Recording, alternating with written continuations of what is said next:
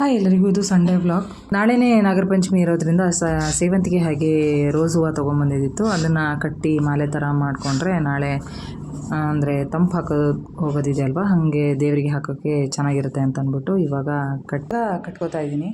ಸೇವಂತಿಗೆ ಹೂ ಜೊತೆಗೇ ರೋಸ್ ಹೂವನ್ನು ಸ್ವಲ್ಪ ಒಂದು 7-8 ಕೊಟ್ಟಿದ್ರು. ಅದರ ಮಧ್ಯೆ ಹಾಕಿ ಕಟ್ಕೊಂಡ್ರೆ ಮಾಲೆ ಚೆನ್ನಾಗಿ ಕಾಣುತ್ತೆ ಅಂತ ಅಂದ್ಬಿಟ್ಟು. ಬರೀ ಸೇವಂತಿಗೆ ಹಾಕಿದರೆ ಅಷ್ಟೊಂದೇನು ಎದ್ದು ಕಾಣಿಸಲ್ಲ. ಈ ರೆಡ್ ರೋಸ್ ಹೂವು ಹಾಕಿದ್ರೆ ಚೆನ್ನಾಗಿ ಕಾಣುತ್ತೆ ಅಂತ ಇವಾಗ ಈ ಥರ ಮಾಲೆ ಕಟ್ಟಿ ಒಂದು ಕವರ್ಗೆ ಹಾಕಿ ತೆಟ್ಕೋತಾ ಇದ್ದೀನಿ. ಬೆಳಿಗ್ಗೆ ಪೂಜೆ ಮಾಡೋಕ್ಕೆ ಹೋಗೋದ್ರಿಂದ ಸ್ವಲ್ಪ ಮೊದಲೇ ಎಲ್ಲ ಕೆಲಸ ಮುಗಿಸ್ಕೊಂಡ್ರೆ ಬೇಗ ಆಗುತ್ತೆ. ಎಲ್ಲ ಕೆಲಸವು ಒಂದೇ ದಿನ ಇಟ್ಕೊಂಡ್ರೆ ಆಗಲ್ಲ ಅಂತ ಅಂದ್ಬಿಟ್ಟು ಎಲ್ಲ ಪ್ರಿಪ್ರೇಷನ್ನು ಮಾಡ್ಕೊತಾ ಇದ್ದೀನಿ. ಇವಾಗ ಪಾಲಕ್ ಕೂಡ ತೊಗೊಬಂದಿದ್ದಿತ್ತು, ಅದರದ್ದೇ ಒಂದು ಪಾಲಕ್ ರೈಸ್ ಮಾಡ್ಕೊಳ್ಳೋಣ ಅಂತ.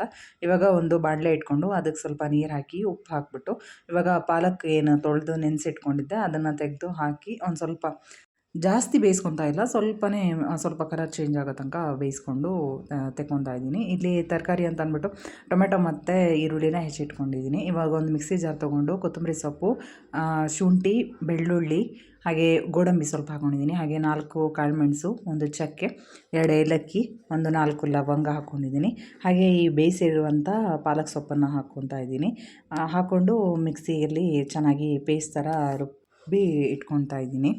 ಈ ಥರ ಪೇಸ್ಟ್ ಆದರೆ ಆಯಿತು. ಇವಾಗ ಒಗ್ಗರಣೆಗೆ ಅಂತ ಬಾಣಲೆ ಇಟ್ಕೊಂಡಿದ್ದೀನಿ. ಅದಕ್ಕೆ ಸ್ವಲ್ಪ ಎಣ್ಣೆ ಹಾಕ್ಕೊಂಡಿದ್ದೀನಿ. ಹಾಗೆ ಅದಕ್ಕೆ ಚಕ್ಕೆ ಹಾಕ್ಕೊಂಡಿದ್ದೀನಿ.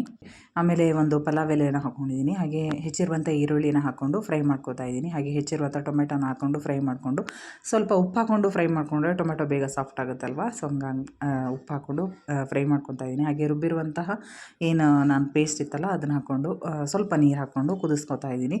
ಇಲ್ಲಿ ಒಂದು ಅರ್ಧ ಚಮಚೆಯಷ್ಟು ಧನಿಯಾ ಪೌಡ್ರು ಹಾಗೆ ಸ್ವಲ್ಪ ಗರಂ ಮಸಾಲಾನ ಹಾಕ್ಕೊಂಡು ಸ್ವಲ್ಪ ಫ್ರೈ ಮಾಡ್ಕೊಂಡಿದ್ದೀನಿ.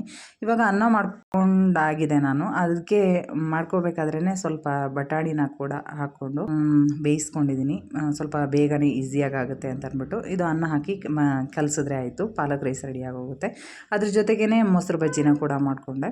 ಇದು ಒಂದೇ ಸಲ ಕುಕ್ಕರಲ್ಲಿ ಕೂಡ ದಮ್ ಹಾಕಿ ಕೂಡ ಮಾಡ್ಕೋಬೋದು, ಆದರೆ ನನಗೆ ಈ ಥರ ಇಷ್ಟ. ಸೊ ಹಾಗಾಗಿ ಈ ಥರ ಮಾಡಿ ತಿಂಡಿನ ತಿನ್ಕೋತಾ ಇದ್ದೀನಿ. ತುಂಬ ಟೇಸ್ಟಿಯಾಗಿ ತುಂಬ ಚೆನ್ನಾಗಿರುತ್ತೆ.